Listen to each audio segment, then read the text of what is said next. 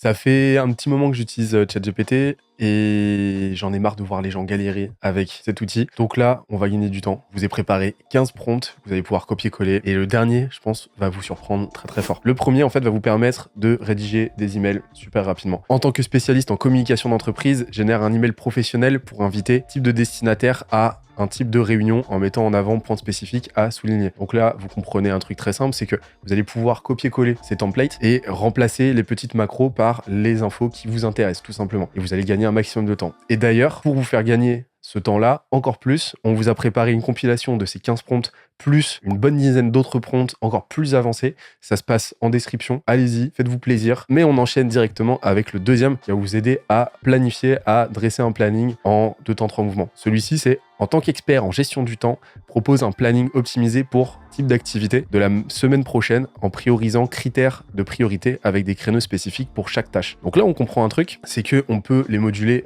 comme on veut et ça nous donne une super trame. Ensuite, le troisième, recherche d'infos. En tant qu'analyste de marché, trouve les dernières statistiques de sujets spécifiques en zone géographique ou le critère que vous voulez en se concentrant sur aspects spécifiques à rechercher. Donc là, ça vous permet d'ajouter des critères. Là, on commence à comprendre qu'il y a un petit pattern derrière. Il y a un framework tout simple qui est de donner le rôle spécifique à jouer par ChatGPT. Ça lui permet en fait d'aller chercher dans son corpus de connaissances les bonnes ressources. Ensuite, on a la consigne et on a des macros qui permettent de personnaliser encore plus la requête pour encore plus finalement de précision, etc. Petit bonus, si vous voulez aller encore plus loin, j'ai fait une vidéo sur le sujet. Je vous propose d'utiliser un framework qui s'appelle le JICA, J-I-C-A. Ça, c'est vraiment pour les prompts avancés, pour lui faire des requêtes un petit peu plus sophistiquées. Donc c'est cadeau. Et on enchaîne avec la quatrième petite pépite, quatrième prompt qui va vous permettre de traduire. En tant que traducteur professionnel, traduit type de document du langue source aux langues cibles en conservant le ton souhaité et en adoptant le vocabulaire pour public cible. Pareil, modulable à l'infini, vous avez des outils qui fonctionnent extrêmement bien en custom, des outils comme DeepL par exemple, qui fonctionnent giga bien. Google Translate a fait beaucoup de progrès, mais ChatGPT est quand même vraiment très qualitatif sur le sujet.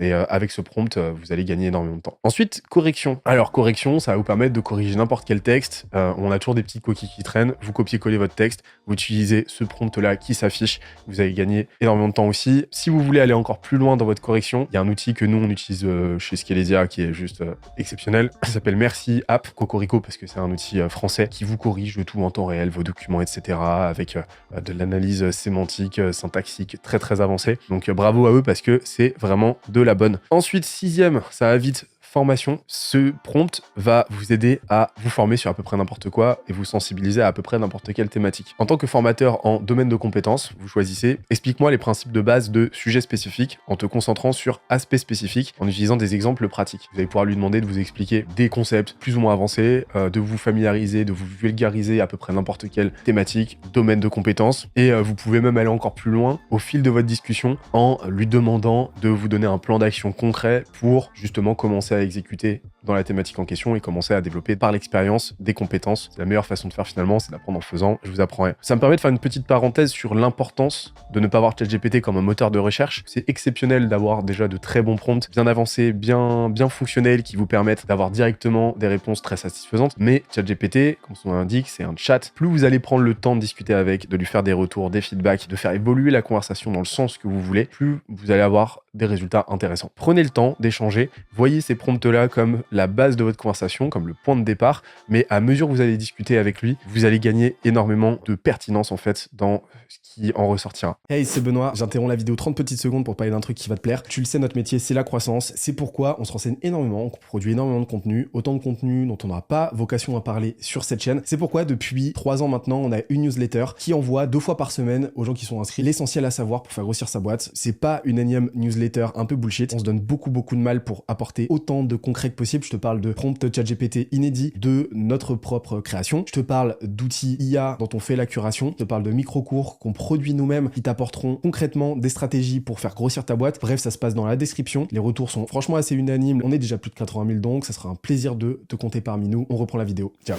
Septième, code. ChatGPT est très bon en code, il a fait beaucoup de progrès, il y a une période où c'était un petit peu compliqué, c'était un petit peu aléatoire, il avait un niveau un peu stagios en fait, un peu stagiaire, mais il a quand même beaucoup progressé. Et donc avec ce prompt là, en une phrase, vous allez pouvoir lui demander de vous coder à peu près n'importe quoi. J'exagère un petit peu, mais vous avez compris. En tant que développeur, identifie et propose une solution pour le bug dans type de script lié à type de problème en utilisant le langage le plus adapté. Et vous pouvez même enfoncer le clou en lui demandant de faire attention à tel ou tel piège, etc.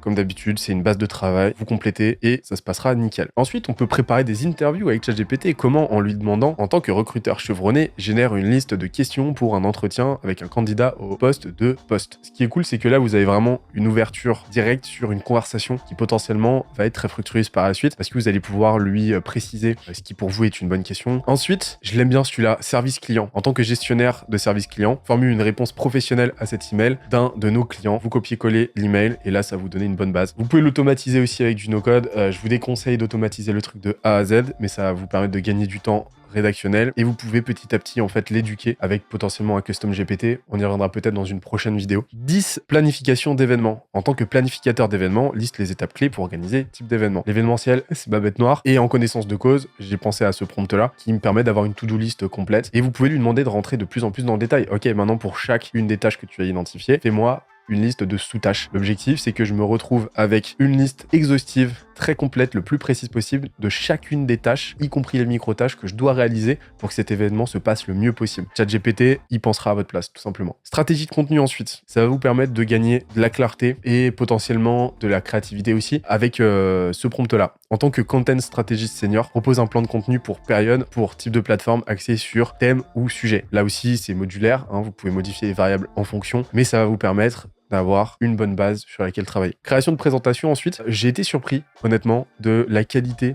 de ce qui ressortait de ChatGPT quand on lui demandait de créer des présentations. Donc il va pas vous faire les slides de A à Z, il y a des outils qui permettent ça. En gros, il va vous faire le script que vous aurez plus qu'à copier-coller et à mettre en page. Donc là, ça va être en tant que designer de présentation, conçoit une présentation pour objectif de la présentation en mettant en valeur points clés à souligner. Celui-ci va vous demander quand même pas mal d'itérations de retour, mais ça va vous donner une bonne base. Coaching, celui-ci fonctionne extrêmement bien. En tant que coach en leadership, donne des conseils sur la manière de gérer type de situation de management dans un contexte spécifique. Ce qui est cool avec celui-ci, c'est qu'il va se comporter tel que vous le décidez, soit en consultant, soit en coach en tant que tel, où il va appliquer ce qu'on appelle une maïotique. Il va vous poser des questions directement pour vous faire aboutir à la réponse la plus pertinente. Pour ça, vous avez juste à compléter ce prompt de « Je veux que plutôt que de me donner des conseils, tu me poses les questions qui me feront aboutir moi-même aux bonnes conclusions. » Et vous pouvez compléter par « N'oublie jamais qu'une seule question brillante vaut 1000 conseils pourris. » Vous allez être vraiment surpris parce qu'il va vraiment jouer le jeu. Il va vous poser les questions, dont certaines vont vous retourner le cerveau, et vous allez voir que ChatGPT, à un moment donné, réalise quand même très bien le test de Turing, quoi. Avant-dernier, feedback.